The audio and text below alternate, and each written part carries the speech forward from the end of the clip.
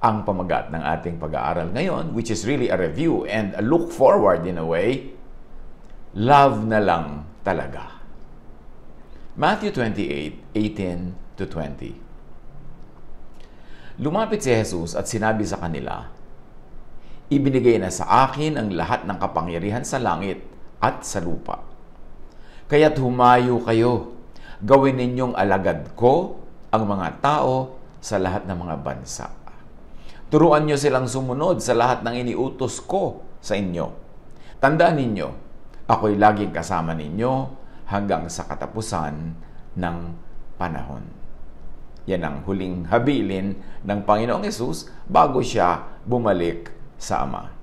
Namnamin natin at i-juxtapose natin ang ating kasaysayan bilang isang kapatiran at tingnan natin kung paano tayo makakakuha ng guidance dito sa darating pang mga panahon na ibibigay sa atin ng Panginoon bilang isang spiritual family. Matthew 28:18-20. Then Jesus came to them and said, "All authority in heaven and on earth has been given to me." So this is authority over all laws, over all powers. Yan talagang si Jesus ang pinakanangingibabaw sa lahat ng kapangyarihan. Yan man ay natural, yan man ay religious, cultural, o anumang kapangyarihan yan, spiritual, ang Panginoong Jesus ang pinakanangingibabaw, Lord of Lords, King of Kings. Verse 19, "Yaman din lamang at ang lahat ng kapangyarihan ay nasa aking mga kamay. Therefore," sabi ni Jesus, "go and make disciples of all nations." Sabi ng easy-to-read version, "So go and make followers of all people in the world." Here, the mission becomes global. The object of the mission becomes universal.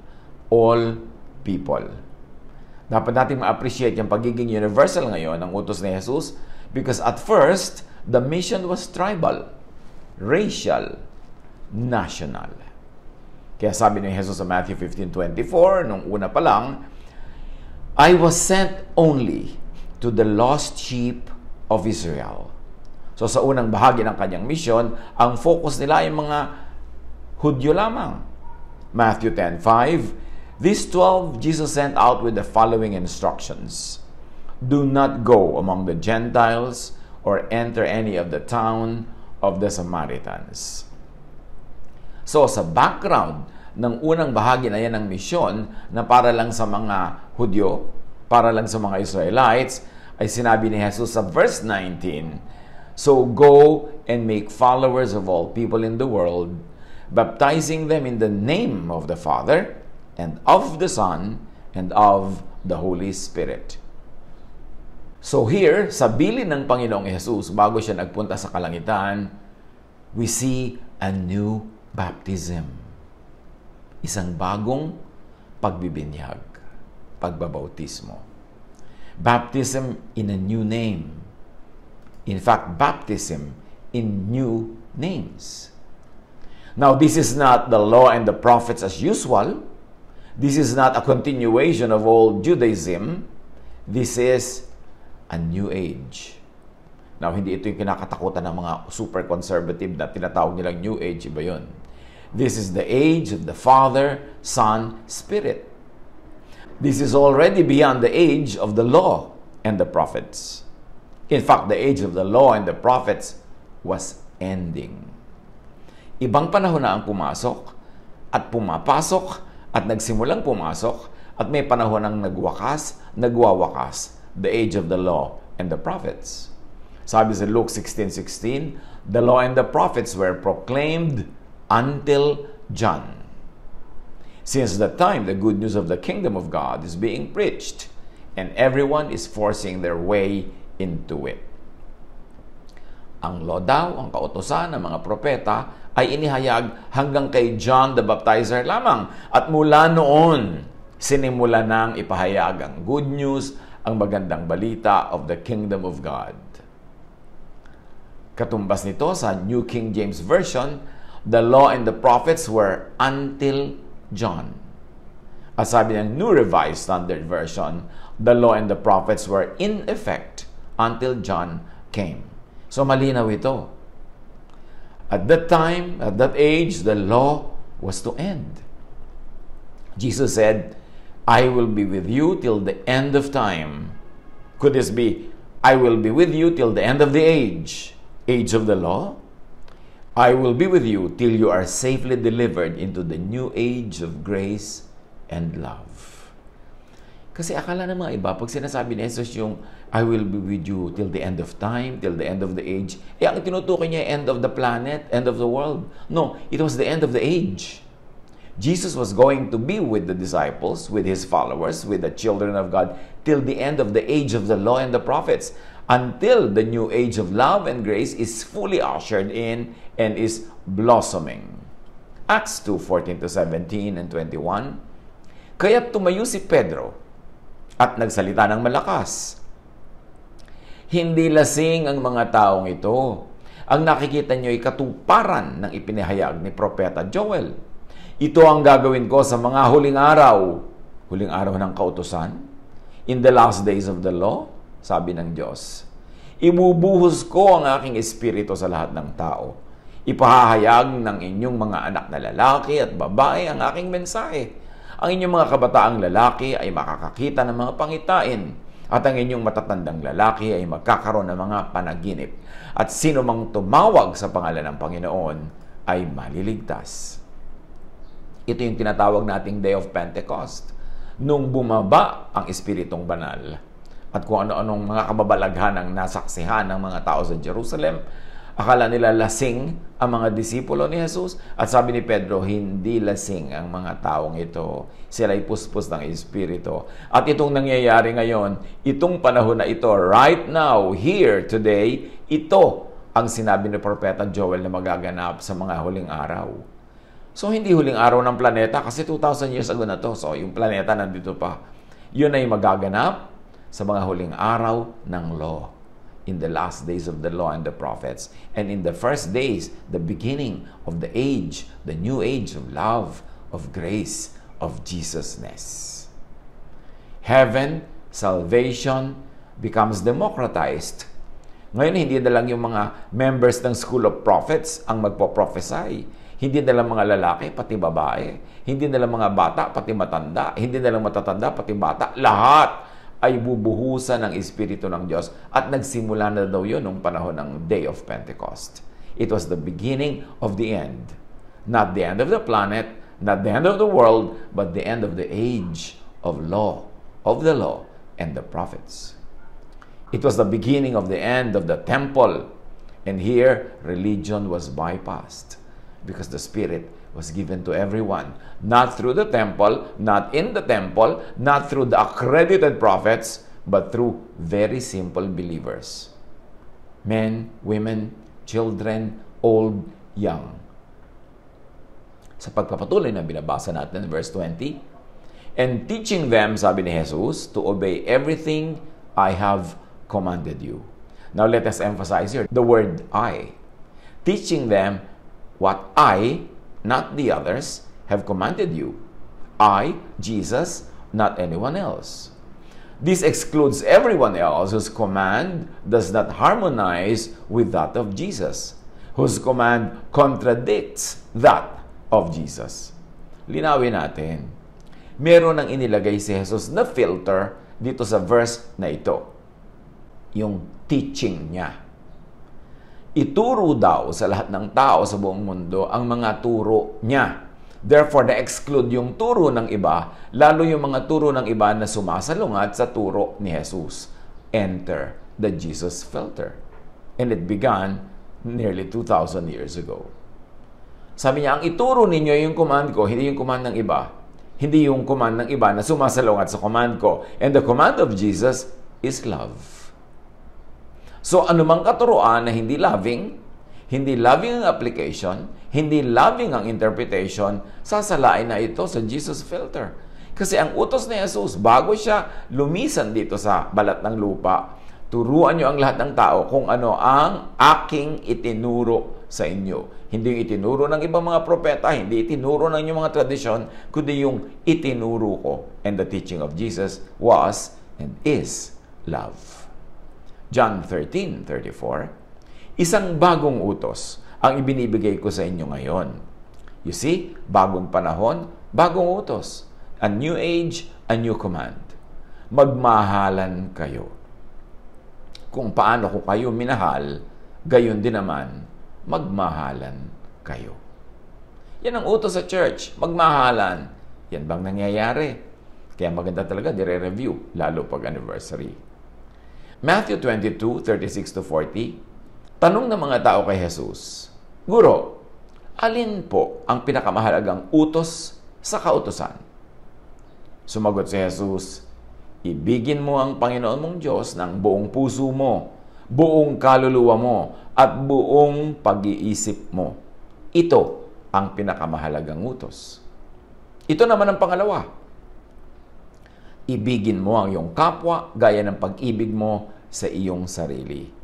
Sa dalawang utos na ito nakasalalay ang buong kautusan ni Moises at ang katuruan ng mga propeta.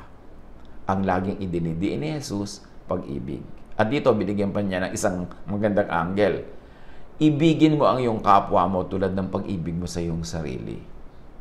So, kung ikaw ay nagkakamali at ayaw mong maparusahan ka, huwag mong ibigin na parusahan ang kapwa mo pag nagkakamali siya.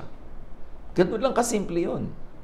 All commandments, laws, teachings are now superseded by love. To be filtered through Jesus, through love. At ito amplified by Paul, 1 Corinthians 13:1-3. If I speak in the tongues of men and of angels, but do not have love, I am only a resounding gong or a clanging cymbal. Walang katuturan ng gift of speech kahit gaano ko kagaling mangaral kung hindi ako maibigin. Isa lang akong kumakalembang na kampana o lata na nag-iingay. If I have the gift of prophecy and can fathom all mysteries and all knowledge, and if I have a faith that can move mountains, but do not have love, I am nothing.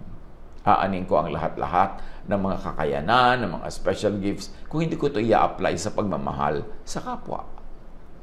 If I give all I possess to the poor, and give over my body to hardship, that I may boast, but do not have love, I gain nothing. Kahit ano pang sacrificial giving ang gawin ko, pagsisakripisyo, service, pagtitiis, paghihirap, kung hindi ako maibigin, kung ang effect nito ay hindi pag-ibig sa kapwa, wala ring katuturan. At sa John 3:16, for God so loved the world that He gave His one and only Son, that whoever believes in Him shall not perish but have eternal life.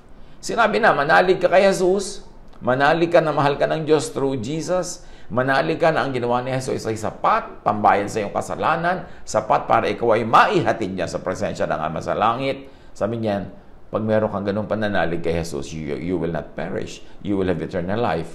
And yet, many people, even within the church, would rather have many people who do not satisfy their religious standards perish, get punished, suffer. Walang love. Romans 13:10, love does no harm to a neighbor.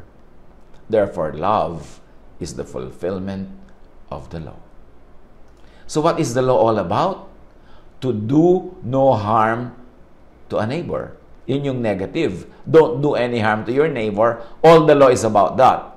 Now, ginawa yan positive. What is the law now of Jesus? What is the command? Love.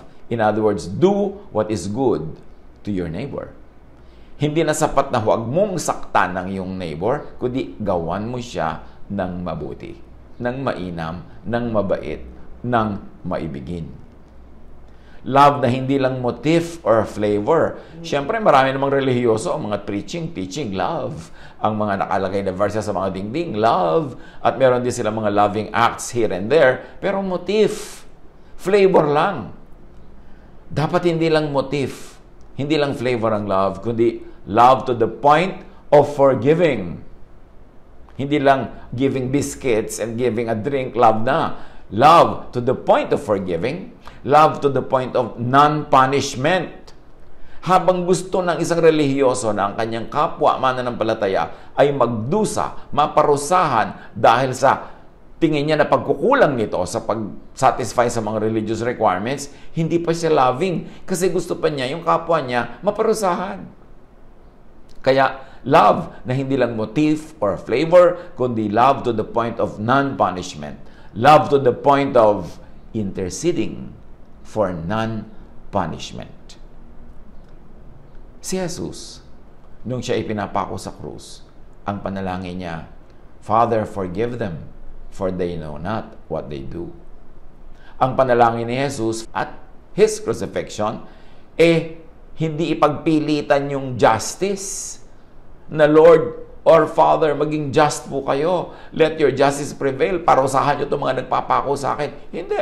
Ang dalangin ni Jesus was for non-punishment, for forgiveness. And yet, maraming mga religious leaders, loving daw. At loving naman, nag-aabot ng biscuit, nag-aabot ng ganito, ng Bimpo, ng Vicks sa mga pasyente. Pero ang gusto nila, ang kapwa mananampalatayang nagkakasala ay parusahan ng Diyos. Kailangan mapalo ng Diyos. In fact, maraming relihiyoso, tuwang-tuwa pagka ang mga kapwa mananampalataya na sa tingin nila ay makasalanan or short of the glory of God, ay nagkakasakit, nawawalan ng trabaho, naghihirap, nabubundol ng pison, nasa sagasaan ng bisikleta, tuwang-tuwa. Sabi na, ganyan, kasi talaga makasalanan. Dapat mangyari yan, dapat may justice. But you know, the love of Jesus is love to the point of interceding for others for non-punishment. Hindi yung nagpipilit pa ng justice. Gustong-gustong may punishment. Ang true love is love to the point of perfect grace. Yung talagang walang patakarang pagmamahal at pagtanggap. Yan ang bilin ni Jesus bago siya pumunta sa Ama. Sabi niya, teach them what I have taught you. I command you, love one another and teach the people of the world to be loving to one another, to the point of forgiving each other, to the point of not doing harm to each other, to the point of doing good to each other, to the point of interceding for non-punishment, even for others that you consider to be short of God's glory. In other words, nagbilin si Jesus bago siya umakyat sa kalangitan. Ito ang Jesus filter. Ako ang filter.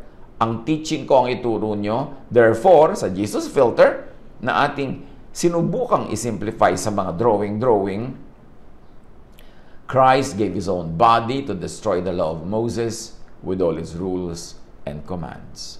So yung Jesus filter, papadaanin dyan ang lahat ng teachings. Yung mga word that is loving, the words of Jesusness, marami din naman sa Old Testament niyan at saka sa New, mga loving, mga words of Jesusness. Pero nandyan din yung mga moral laws ng ancient Israel nung araw, yung batuhin na nagkakasala hanggang mamatay. Nandyan din yung mga civil laws nila, yung mga dapat gawin pagka ang isang babae ikinasal ay hindi na virgin, pagka may nagnakaw, pag may anak na naging suwail sa magulang, yung mga dapat gawin dyan. And then meron din mga ceremonial laws. Yung maghugas ka ng kamay, maghugas ka ng paa, maghugas ka ng ganito, bla bla bla. So, ang lahat ng katuruan na yan, dahil si Jesus na ngayon ang standard at katuruan na ni Jesus ang patakaran at ang pamantayan, lahat ng yan ay salain sa Jesus filter. Pagka loving, papasa, lalampas, i-apply, tuloy. Marami mga teaching sa Old Testament na very loving. Huwag mong nakawan ng iyong kapitbahay, huwag mo agawin ang kanyang asawa, maging mabait kang anak. Tuloy lahat yan kasi loving. Pero may mga teaching na very cruel, hindi na papasa sa teaching ni Jesus. In fact, hindi na in-implement ni Jesus. Katulad ng mga sobrang pagpapahalaga sa Sabat, kahit pagod ka na para mag-Sabat, pinalaya na ni Jesus sa mga tao dyan. Marami na siyang pinalaya na mga nagtatali sa mga tao na para siya maging loving, makapagbigay ng pahinga, ng love, ay pinawalang bisa na niya.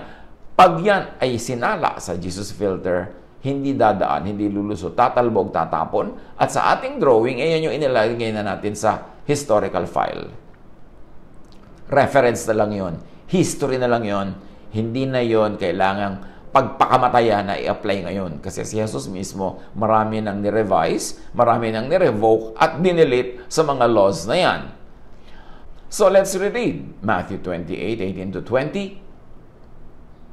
Then Jesus came to them and said, "All authority in heaven and on earth has been given to me. Therefore go and make disciples of all nations, baptizing them in the name of the Father and of the Son and of the Holy Spirit." So, baptizing them in the new name. Dati kasi iba yung name na pinapahalagahan lang ng mga Jews. Pero ngayon, sinabi ni Jesus, Father, Son, Holy Spirit. This is a new name. Baptizing them into the new age of the Spirit, of love, of forgiveness, and teaching them to obey everything that I have commanded you. And all that Jesus commanded was love. And surely, sabi ni Jesus, I am with you always to the very end of the age. Not the end of the world, but the end of the age of the law. Until ma-fully appreciate ng mga tao na nag-end ng effect ng law at grace and love na ang in effect. Until the end of the age, until you fully recognize this, until this becomes fully operational in your lives, sabi ni Jesus, I will be with you. Therefore, go and make disciples. Make followers, teachers, leaders, practitioners, models of the fulfillment of love. Ito ang bagong mission. Dati we were trying to save people from hell. Dapat tuloy yung ganong klaseng ministry, especially to save people from the hell in their hearts, in their minds, in their lives on this planet. Pero merong napakahalagang dapat mas maintindihan, bagong mission. To save people from guilt, from fear, from suffering because of fear and guilt dahil hindi pa nila nare-realize that they live under grace. That the age of the law has ended. That the age of grace and love has begun 2,000 years ago. Huwag nang makipag-away. Huwag nang makipag-hate tungkol sa kung ano-anong teachings. Titus 3:9, but avoid foolish controversies and arguments and quarrels about the law, because these are unprofitable and useless. Kung nung nakaraang 37 years ng ating kapatiran, meron sa ating mga nasangkot o nagkasangkot-sangkot tayo sa mga controversies, arguments, quarrels, especially about the law, sabi ng Titus 3:9, these are foolish controversies. They are unprofitable and useless. So dapat ngayon, as we look forward, huwag na tayong sumali, sumangkot at makigulo sa mga foolish controversies and arguments and quarrels about the law because they are unprofitable and useless. Focus na lang tayo sa love. Love na lang talaga. Kasi yun ang mahalaga. 2 Timothy 2:14, keep reminding God's people of all these things. Warn them before God against quarreling about words. It is of no value and only ruins those who listen. So, huwag na daw makipag-quarrel about words, terminologies, yung mga ano-ano pa mga ilalabas mo dyan ng mga Greek, mga Latin, mga Hebrew, and then mag-aaway-away ito ko sa mga application, mga interpretation yan. Sabi ganun, huwag na kayong sumangkot sa mga ganyan. Grow up. There are much more and many more important things in life. And foremost of that is to love. To love your fellow men. To forgive. To accept and love people unconditionally as Jesus did and as Jesus does. This is the mission that Jesus was giving to His church, to the people who believed in Him and who now believe in Him. Love na lang. Ang dami-daming pwede pag-ubusan ng panahon, ng oras, pakikipag-away, pakikipagtalo, pakikipag-compete, pakikipagpagalingan. Love na lang. Lalo kung medyo may edad ka na, malapit ka na humarap sa Diyos, malapit kumbaga sa flight, nandun ka na sa departure lounge, nakikipag-away ka pa, nakikipagbakbakan ka pa sa mga doktrinang hindi naman na-settle dong 2,000 years na nakalipas at hindi naman masesettle sa iyong panahon. Love na lang. Above all, Above all ito, above everything, higit sa lahat, love each other deeply because love covers over a multitude of sins. At pag pinag-aralan natin yung terminologies na ginamit dito sa original language, love covers over a multitude of sins of the one being loved and also of the one doing the loving. Pag nagmahal ka, nakikinabang ka at yung minamahal mo. Pag nagpatawad ka, pati ikaw napapatawad at siya rin napapatawad, kaya love na lang. Proverbs 10:12, hatred stirs up conflict, but love covers over all wrongs. Naging all pa ngayon, hindi a multitude lang, all. Pag may pag-ibig na umiiral, natatabunan, natatakpan, nahuhugasan, nabubura ang lahat ng kasalanan. Dapat ito ma-appreciate. That love is not only a motif, it's not only a flavor, it covers all wrongs. Hindi lang siya seasonal, hindi lang siya periodic, hindi lang siya situational. Love covers all wrongs. Pag na-realize mo to, pag na-realize natin, doon pa lang tayo magkakaroon ng kapayapaan, ng katahimikan, ng joy, ng rest. 1 John 4:12-13, no one has ever seen God, but if we love one another, God lives in us, and His love is made complete in us. This is how we know that we live in Him and He in us. He has given us of His Spirit, the Spirit of love. In other words, sabi, walang nakakakita pa sa Diyos kahit sino. Pero pag nag-iibigan tayo, nakikita mong iniibig kita, nakikita mong iniibig mo ako at ang ating kapwa, daig pa nun ang nakikita natin ng Diyos visibly. Kasi nagiging totoo sa atin yung Espiritu ng Diyos, therefore nakikita natin in human terms ang Diyos. Ang kilos ng Diyos, ang galaw ng Diyos. The incarnation of God's Spirit is love in action. Tuwing merong umiibig, nagmamahal, ang Diyos ay nakikita, ang Diyos ay nagpapakita. 1 Corinthians 13, I may speak in different languages, whether human or even of angels. But if I don't have love, I am only a noisy bell or a ringing cymbal. I may have the gift of prophecy. I may understand all secrets and know everything there is to know. And I may have faith so great that I can move mountains. But even with all this, if I don't have love, I am nothing. I may give away everything I have to help others, and I may even give my body as an offering to be burned. But I gain nothing by doing all this if I don't have love. When I was a child, I talked like a child, I thought like a child, and I made plans like a child. In other words, when I was a child, I was unloving. I was even unloving for doctrine. Mas mahal ko pa ang doctrine kesa tao, mas mahal ko pa magparusa, mas mahal ko pa yung justice kesa grace, kesa love. But when I became a man, when I became mature, when I became Jesus-like, I stopped those childish ways. Mga kapatid, naranasan natin ang mga periods of our growth from infancy to childhood to growth. At sa mga nakaraang taon na yan, halo-halong law and grace, halo-halong justice and love, halo-halong love as motif, love as core, love as spirit. Pero, salamat sa Diyos, maaga tayong nakaabot at dumating sa isang napakahalagang level and degree of maturity. Nagkaroon tayo, binigyan tayo ng Espiritu at ng grasyang maunawa, more and more understanding and application of Jesus' teachings and example. More understanding and application of grace and love.